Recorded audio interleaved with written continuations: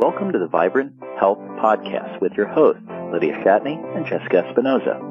Lydia is a nutritional therapist and founder of Divine Health from the Inside Out.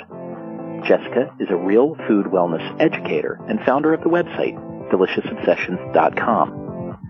Since this is a health-related podcast, it should be noted that the hosts are not licensed medical professionals. The information and advice provided in this podcast is not intended to diagnose, treat, or prescribe for any illness or health issue and should not be construed as medical advice. And now, here are the hosts of Vibrant Health Podcast, Lydia Shatney and Jessica Espinoza. Hi, everyone. Welcome to episode number 29 of the Vibrant Health Podcast. I am Jessica from DeliciousObsessions.com and JessicaEspinoza.com, and I'm here with my co-host, Lydia of Divine Health from the InsideOut.com. And we're back today with another one of our favorite topics, and this time we're going to be talking all about the thyroid. So we want to go over the basics of thyroid function, why it's important to our health, why we want it to function optimally, and then we want to talk about how we can actually support the thyroid through the use of minerals. So Lydia, are you as excited as I am to talk about this today? We always love talking about thyroid stuff. I am, because this is not something most people are covering yet, and it's so important. And, with individuals I see, 80% of them have a severe mineral imbalance that affects the thyroid health. So it's so prevalent. It's just so prevalent, and it's not something you're going to see through your hormones and, the typical thyroid markers that people are looking at. And so it's really pretty good information to start to share with people. Absolutely. So before we dive into the mineral aspects, let's talk a little bit kind of like a basic thyroid 101, because I know we're going to have some listeners who may not quite be familiar with what the thyroid does in the body, what the thyroid hormone is responsible for, and maybe they have just either heard about thyroid problems or maybe they just got a diagnosis with some sort of thyroid problem. So let's kind of give them a little primer before we dive into the nitty-gritty stuff. Yeah, sure. A lot of people don't even know where their thyroid gland is. So it's located, a thyroid gland is a butterfly-shaped gland. It's located within your throat. So you tip your head back and you kind of run your finger down your throat. At some point, you should feel like a little tiny bump. That's where your thyroid, the center of it is, and then it spreads out across your throat there. It's really kind of like a butterfly Band-Aid. Anyway, it regulates your metabolic rate, your metabolism. And thyroid hormone affects every single cell in your body, and you have trillions of these. So it's pretty darn important. It regulates all your metabolic activities. It's one of your main energy-producing glands alongside the adrenals. So you can imagine if you have thyroid issues, your energy and your metabolism is going to be a big problem for you. And that is so common.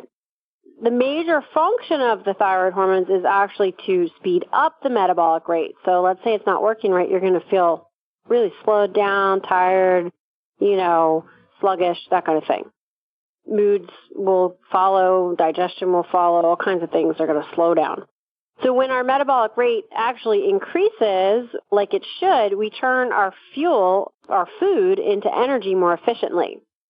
And when we have a really good diet, we're going to get plenty of nutrient-dense food for our metabolic health, but that's not always going to be enough, unfortunately, when our thyroid is really shot. So when you have less than optimal thyroid health, let's just be honest, most people do. I don't know, not too many people have happy thyroid health right now. When you have this less than optimal thyroid, let's just go with the slower thyroid presentation versus some hyperthyroid issues, because that's less common. You're going to need to eat quicker burning sources of fuel to get your energy, because why? You can't rely on the energy you're supposed to get from the gland to begin with. So guess what? You got to get it from your food. So this is where starchy carbs, and this can be, a variety of things. It could be those root veggies. It could be some properly prepared grains, healthy fruits, maybe paired with some other things too. But those starchy carbs are really going to be key because they're more nutrient dense. They are complex carbohydrates and they're quick. sources of energy. So you want to make sure you're getting those for quick energy.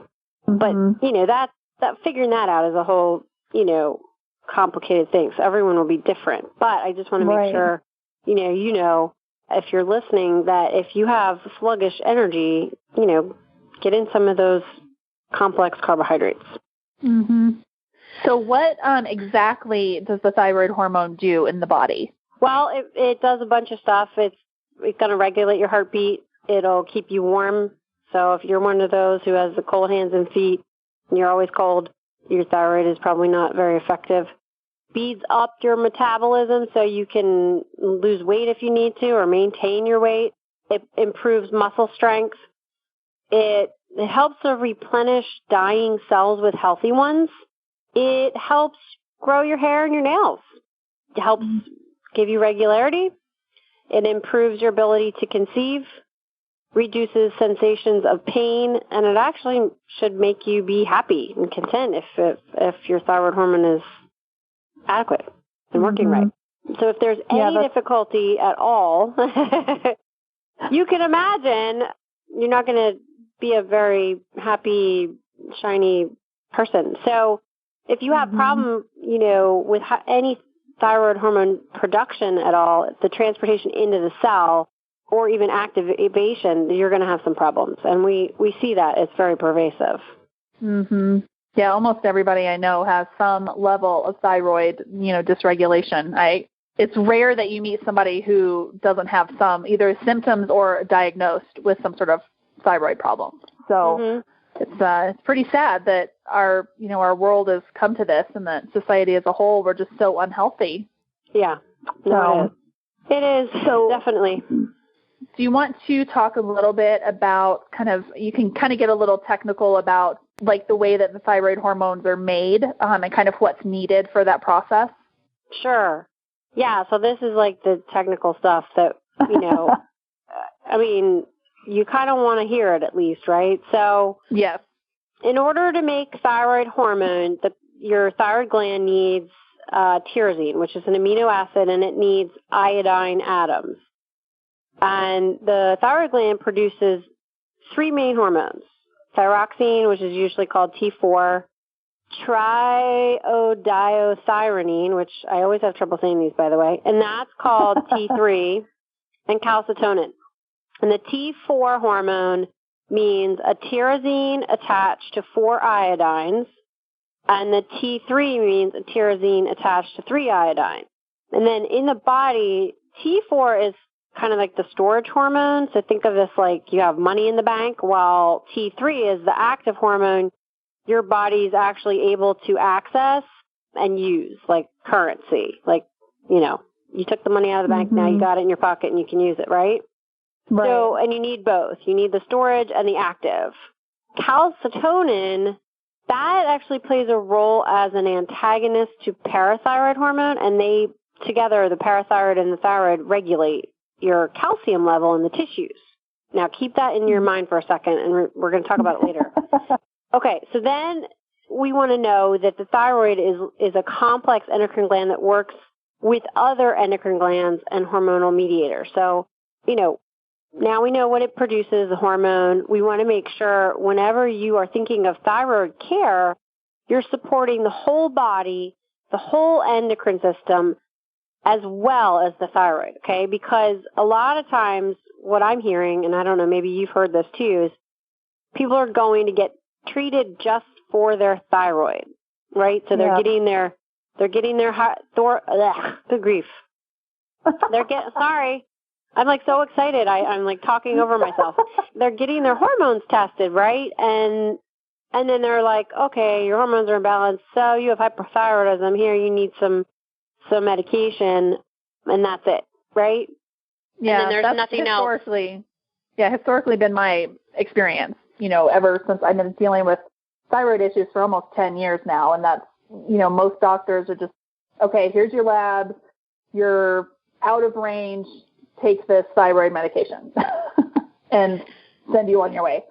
Right. And sometimes it's even just like T4 replacement hormone. And maybe maybe that's not even enough in some cases. So I think it's getting a little bit better, and I think people are getting more educated on this and everything, but still, it's really the standard of care is often to just test TSH, which really is only, what your brain is telling your body that it wants, not, anything else. So that's not enough. You need to, if your TSH is off, then you need to know a lot more than just that, right?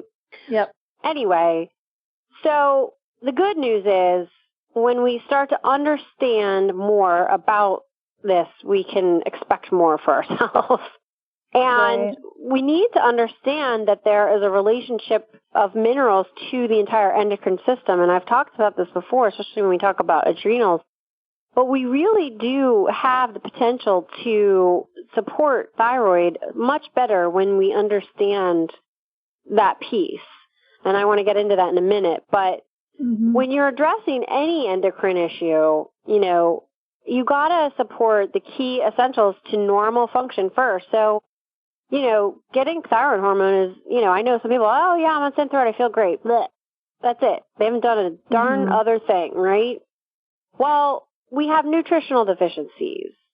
We need good healthy fats, and we need good fatty acid balance and metabolism. We need to be able to digest our food, and, we need to be able to digest protein because we need, those nutrients and those amino acids. We need good liver function, for goodness sakes. And then there can be other deeper issues. But some of these basics, nobody's dealing with, unless you're more holistic minded to begin with. And that's what nutritional therapy is set up to do, to start to say, hey, where can we get in here and start helping all these systems function better? Like, what can we start to do?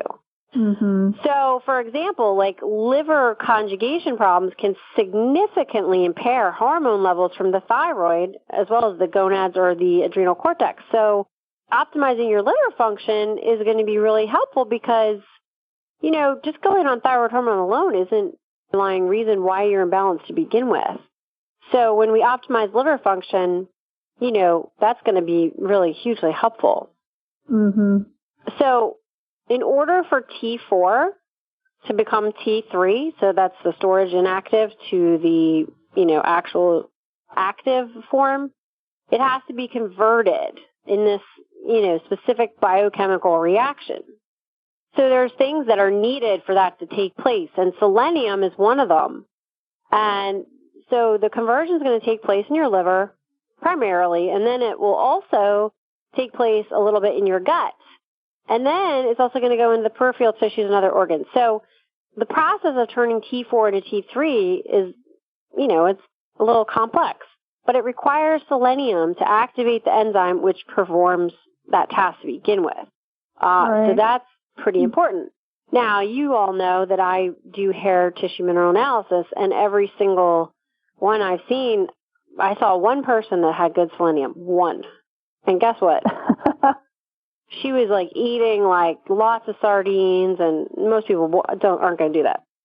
So anyway, most people are deficient in selenium. You're also going to really be struggling with selenium if you have any mercury issues. So if you have amalgams and you have for your whole life, your body's going to hoard any selenium. So, that's one little aside there. So minerals are really, really crucial for thyroid to function optimally. And mineral deficiency can actually cause a sluggish conversion of your T4 to T3. And selenium is just one example.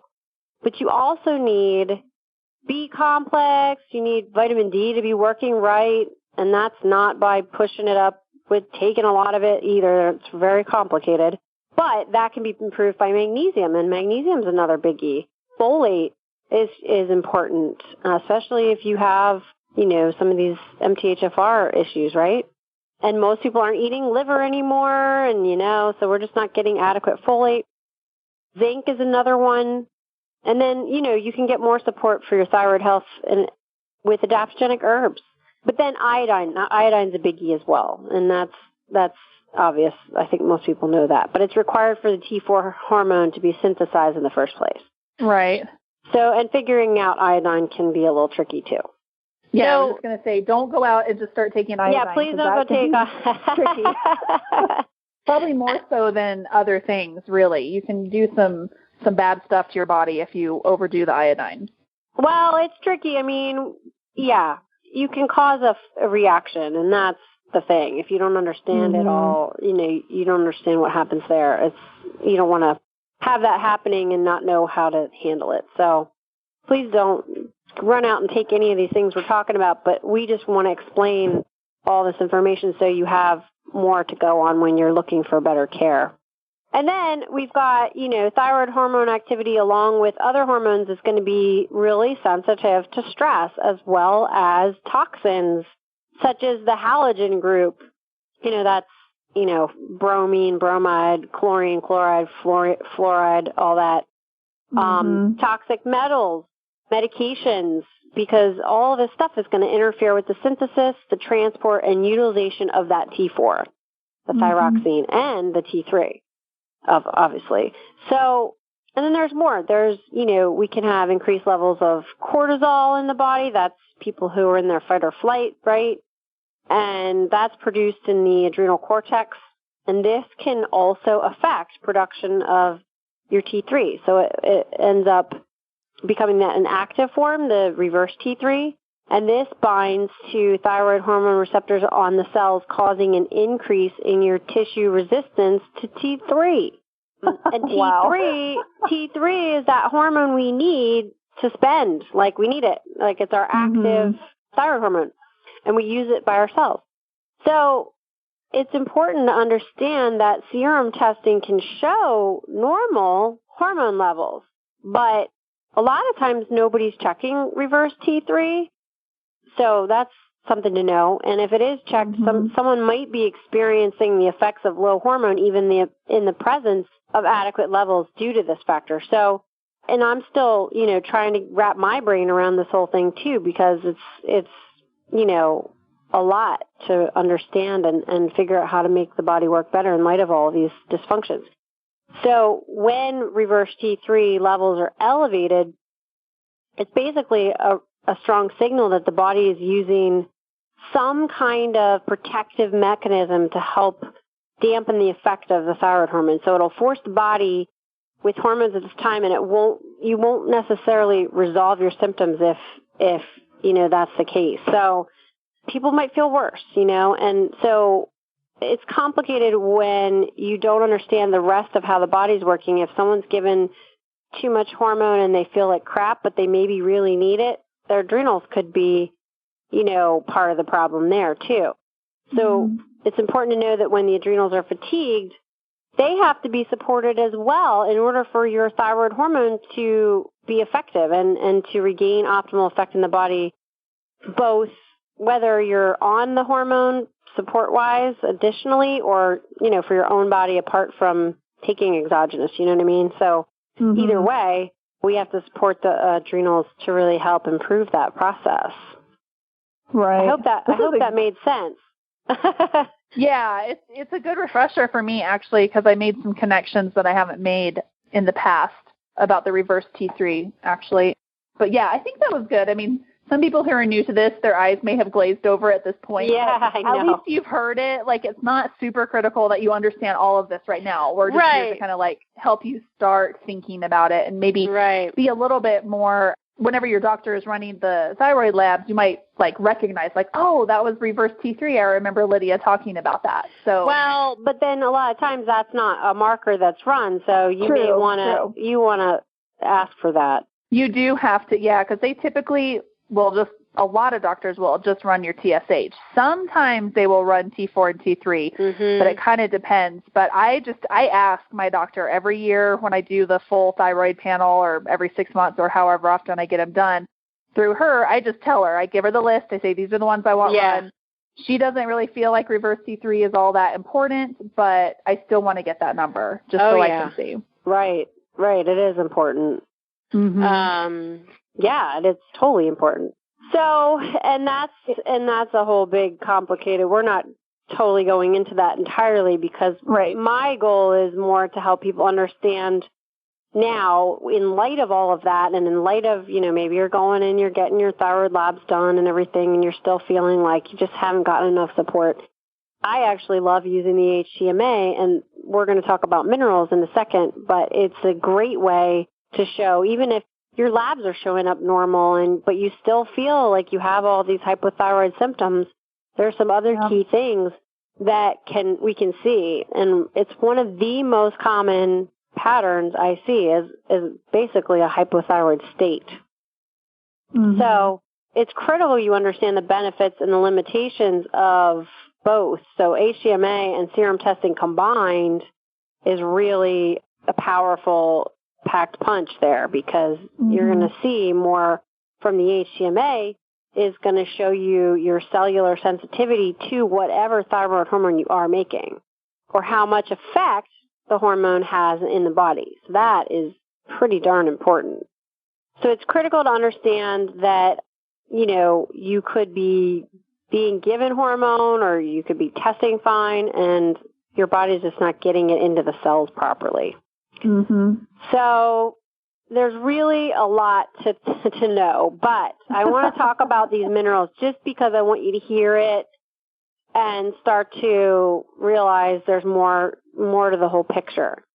So when it comes to minerals, and let's say you have a hair analysis, maybe you haven't done it yet, but let's say you have one in front of you. There's going to be this one marker that is going to be your thyroid marker, and there's a lot of information on the hair test we can understand better about thyroid health, but this one in particular, it's the ratio of calcium to potassium, okay?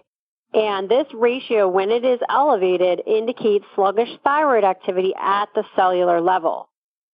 Now, this ratio is the most common ratio I see is really high, and this puts people in a really slowed down, unhealthy parasympathetic state where, they're not getting hormones in the cells well, their digestion is slowed down, maybe they're constipated, maybe they have some trouble with weight. They have all the same symptoms of hypothyroidism, which we're going to talk about in a minute. Mm-hmm. So this pattern is if people have excessive tissue calcium and a really, really low tissue potassium, because the thyroid gland regulates calcium. So the higher the level of hair calcium in general, the lower the effective activity of the thyroid gland. And this occurs because one of the effects of T3 and T4 is to lower calcium levels in the tissues and at times in the blood.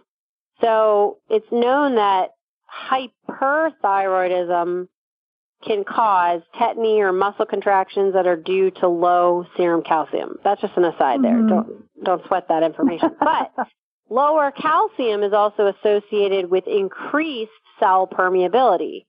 And this will allow more thyroid hormone to enter the cells, increasing the cellular effect of the same amount of circulating serum thyroid hormone. Okay? So the takeaway, high tissue calcium means less effectiveness of the hormones to get in the cell. Low is, they're going to get in there quicker. So you usually are seeing more people with really high calcium. It's very common. Then the potassium is going to be associated with reduced cellular effects of the thyroid hormones as well. And it's known that low potassium is associated with reduced sensitivity of the mitochondrial receptors to thyroid hormone. So low potassium as well as low sodium are associated with reduced cell permeability. So you've got two things when you have a high calcium-potassium ratio, because remember, that's high calcium, low potassium. So that's two things that are impairing making your cells less permeable. Right. Okay? So the thyroid hormone's not getting in the cells, no hormones getting in the cells very easily. But remember, thyroid hormone is what we need to kind of give us that boost, and the energy, and it's like kickstarts a lot of things, right?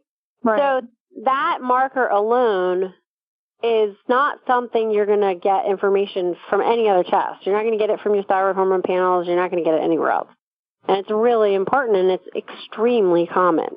And there are certain things that need to be done to help improve that, and you feel so much better. So that, I just want to really stress that, because it's like one of the most common things I'm dealing with folks. Then you heard me talk about selenium a little bit ago. So selenium, and we hear a lot about iodine. Iodine is great, but we don't hear a lot about selenium. I think we're starting to. It's starting to come out more. But selenium is required for 2 steps in thyroid hormone utilization, and it's involved in the deiodination reaction in which the hormone is synthesized.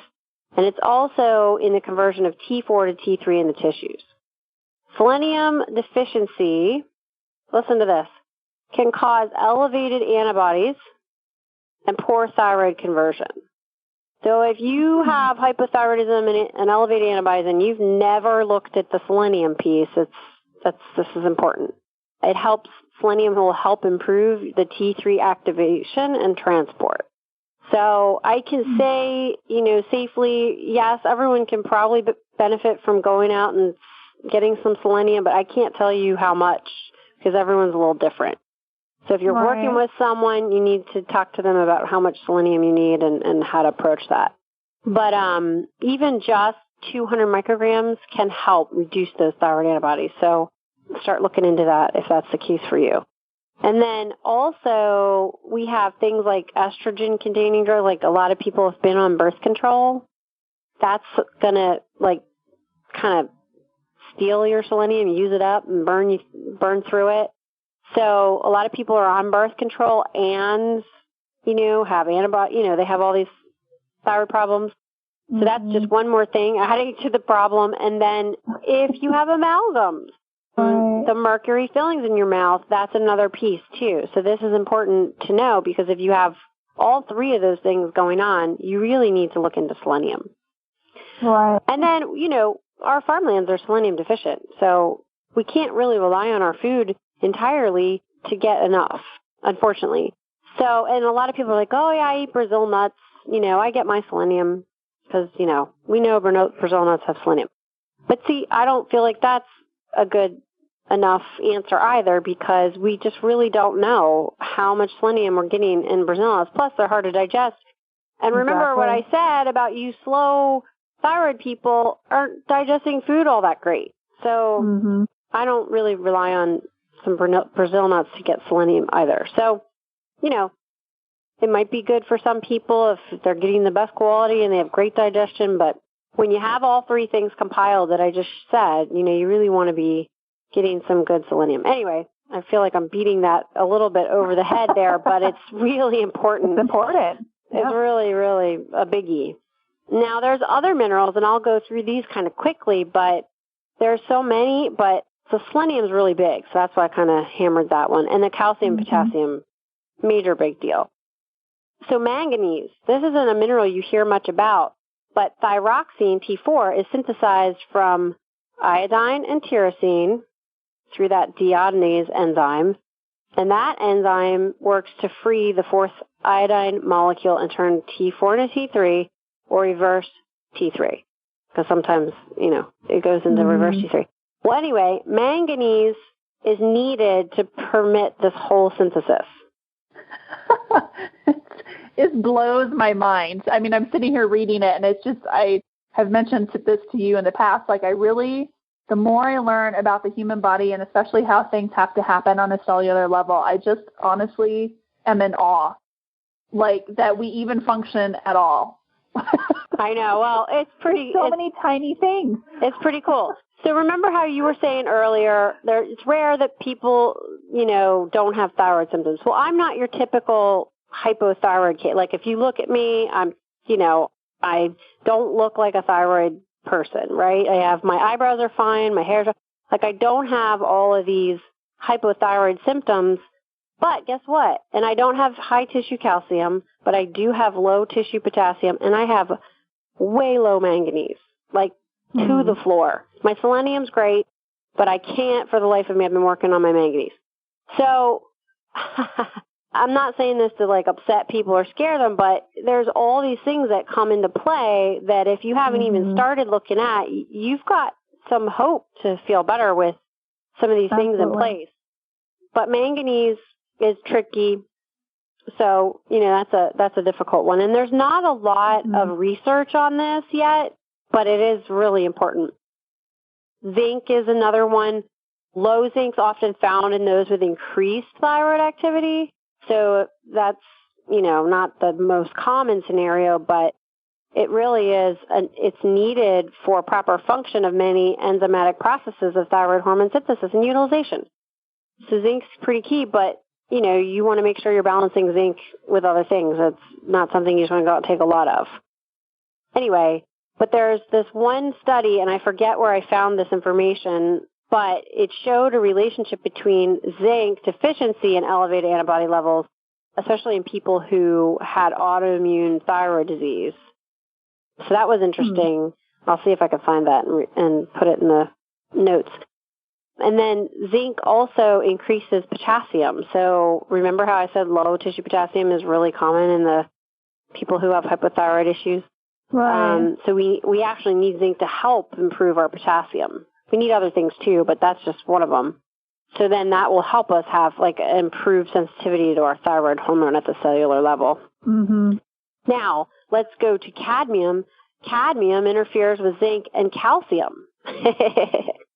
So that's, that's kind of important to know if cadmium's an issue too, because it can interfere with other enzyme systems and it can cause symptoms of lower thyroid activity. What are some of the sources of cadmium? Cigarettes are a source of cadmium, right? If I remember correctly, where would people be getting cadmium? Smoking's probably the big one. There's a number, it's even in some seafood now. But people with, like jobs that are more toxic in nature, like if someone works in a car shop or someone who's working with chemicals or paints or all these things. But it is becoming more common in the environment. I've seen a few even really, really young kids with elevated cadmium, and it can be, congenital from the mom. So if mom has cadmium, or if mom has cadmium because her mom smoked, or, whatever, can get passed on. So, but cadmium is going to, interfere with zinc. So usually, giving zinc is really going to help with that. But you won't know until you really take a look there. But just, it's important to make all these connections, right? And then I'll just do two more because these are important too. So we've got elevated heavy metals in general. There's going to be a bunch of them, and they're going to antagonize key nutrients. So mercury, for one, and then copper excess. We can have copper overload and copper deficiency all at the same time, but typically people who have that elevated calcium, like I said, and the really low potassium, they often have a lot of copper stored in their body, okay? Mm-hmm. And often they also have issues with mercury as well. And that can interfere with thyroid activity and result in that lowered thyroid, state. Copper can have an effect on thyroxine, and so that's one thing. But then you've got the halogens. You've got chlorine, fluoride, bromide. That'll suppress your thyroid as well. And lead. Right. Lead can interfere with your calcium metabolism. So there's a bunch of things to know there. And we all are exposed to them to varying degrees, and it's just, it's not, sometimes there's sources that we can remove, but sometimes it's just a part of living in this world and not having the right nutrients to help our body, deal with it. So anyway, so copper will reduce potassium and decrease thyroid activity, while zinc is going to enhance your potassium and enhance thyroid activity. And then elevated copper can actually mimic the effects of an overactive thyroid. So it's interesting because some people can be in a hypothyroid pattern but not feel sluggish. They're more like go, go, go. Mm-hmm. And it's because of the copper. They're more driven, but they're still hypothyroid. Yeah, it is. That's another common thing too. So anyway, but they can have more mixed symptoms, and they can seem not so bad as far as their energy or their drivenness, I should say. Anyway, so that was a lot of information, but and it's easy for me to kind of spew it out because I'm constantly am, and it's part of my daily routine to be talking about this stuff. But I hope that some of it is going to make some connections for people to think about and consider, looking into for themselves, because it's really very helpful to get your minerals balanced and help, your body balance out, kind of gently get rid of heavy metals, but it's such a process. Mm-hmm. Yeah, I really hope that, as time progresses, that more and more people become aware of the impact that, minerals can have on so many different cellular functions. Like, it's just an area that's not really being addressed, and it's so critical. So hopefully, as time goes on, this information will become a little bit more mainstream. It's never going to become completely mainstream, but hopefully more people will start learning about the importance of, specific minerals and thyroid function and adrenal function and all that, so that they can just start feeling better. I mean, that's the big thing. We've got a lot of people going through life feeling absolutely miserable every day. Right. We don't want that. Right. And they don't even know they have options. I just had someone write to me recently, and she literally thought she had no other choice but the medical path she was on. And she was kind of accepting her body just failing. Right. And I was like, oh, no. Don't think like that. There's a lot that could be done, and you could feel better. Mm-hmm. So I don't like that, people feeling like there's no hope, because there's always hope. So Absolutely. Awesome. Well, was there anything else that you wanted to cover today? We covered a lot of information. I'm sure people's brains are feeling mushy. I know. Well, you can always go back and reread it. And But, I guess I really just want to emphasize the nutritional status, especially that of minerals and even heavy metals, and how it has a tremendous impact on the thyroid.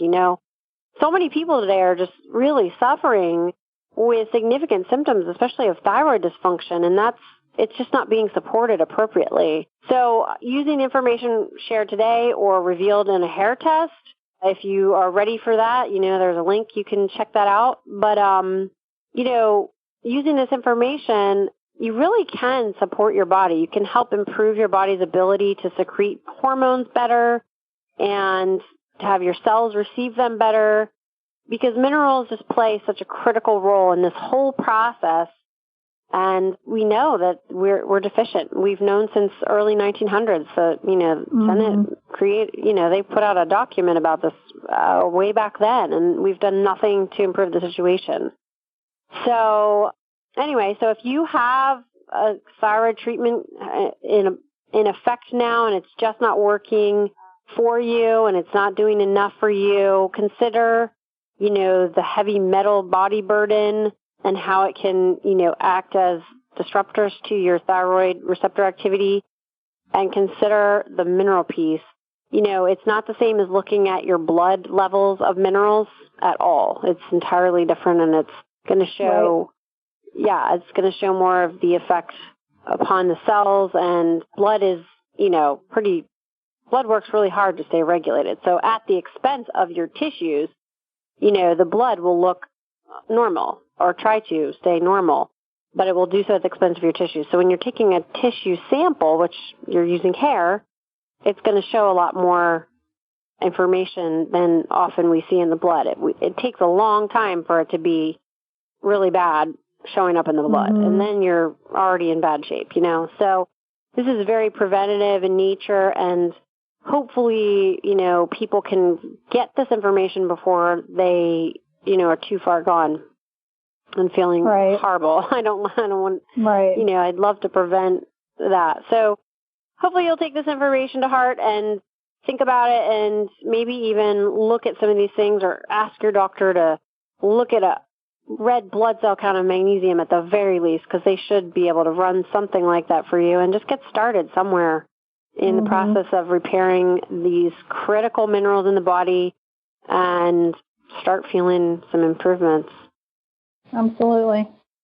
Awesome. Well, I guess we'll go ahead and wrap up for today, but we will be back again next week. We really appreciate you guys tuning in. Hopefully this information's been helpful. So we will talk to you guys again soon. Have a great day, everyone. Thank you so much for listening to the Vibrant Health Podcast. We really appreciate you taking time out of your day to listen to the information we're sharing.